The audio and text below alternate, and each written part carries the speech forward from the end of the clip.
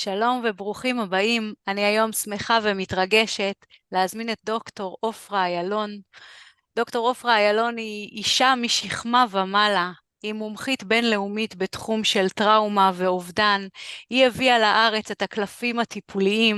היא כתבה הרבה מאוד ספרים וגם יצרה מודל לחוסן שהיום נלמד בהמון המון מקומות, שנקרא גשר מאחד. הזמינו אותה לאתרי אסון ברחבי העולם על מנת לעזור עם טראומות בכל מיני מקומות, ולכן אני חושבת שאנחנו יכולים ללמוד המון מדוקטור עופרה איילון על איך להתמודד במצבי טראומה.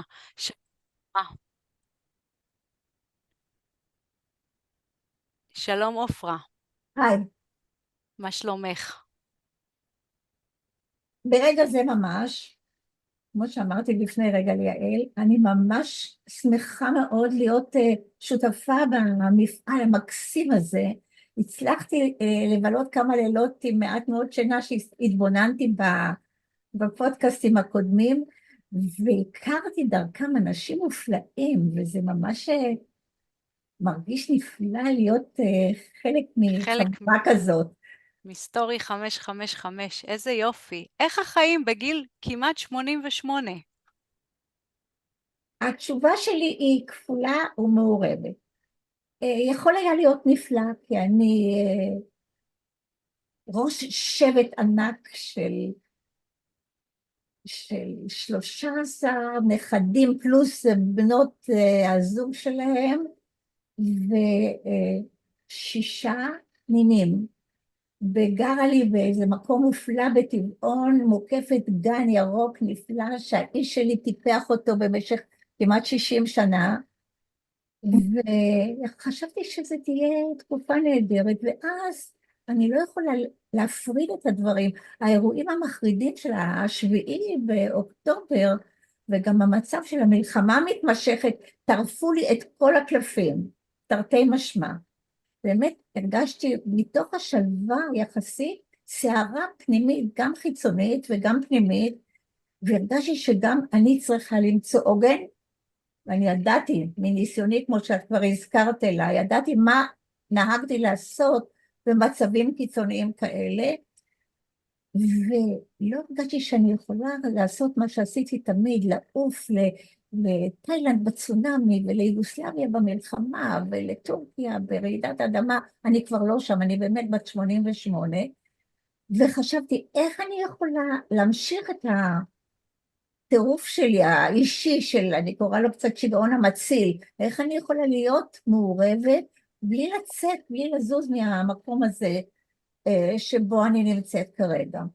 אז 88 שלי, הגיל הזה, הוא באמת מעורב עם הרבה יציבות, ואם אני חושבת שהחיים הם כמו עץ, אז ממש הפירות נופלים לי לתוך הידיים, תרתי משמע, גם עצי הפרי בגן, ויחד עם זה עצב רב ומצוקה נוראה ש... של התקופה שלנו.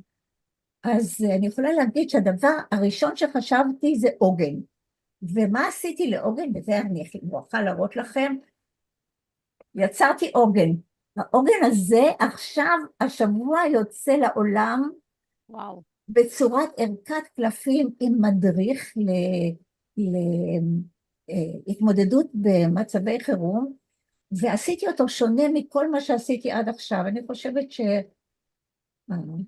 שהמצוקה הוציאה ממני דברים חדשים, אז זה אולי אני אצליח לדבר עליהם בהמשך השיחה שלנו. היא מנסה להנגיש את כל הרעיון הזה של חוסן ולהתמודדות, בלי להתעלם מהכאב והמצוקה, משהו משולב כזה. אז זה מאוד מאפיין את החיים שלי בתקופה הזאת.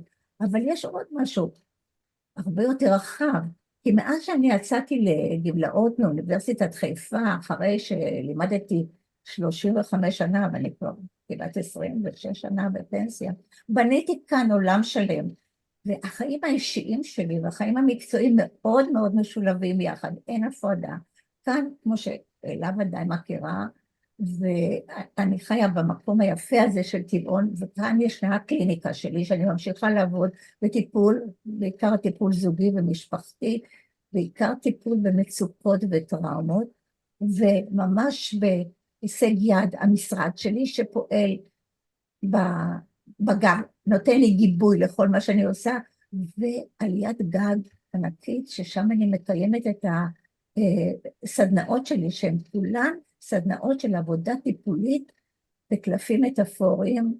יש לי עכשיו בזמן האחרון, מאז שהרשו שוב להגיע, כי אין לי מרחב מוגן. עכשיו שחררו לי את כל הזומים, והקבוצות מתחילות להגיע, אני מרגישה את הצורך, את הצמאון של אנשים, גם להיפגש זה עם זה, וגם להרוות את נפשם במשהו חדש, ואולי מחודש, שנורא נחוץ להם, עוגנים.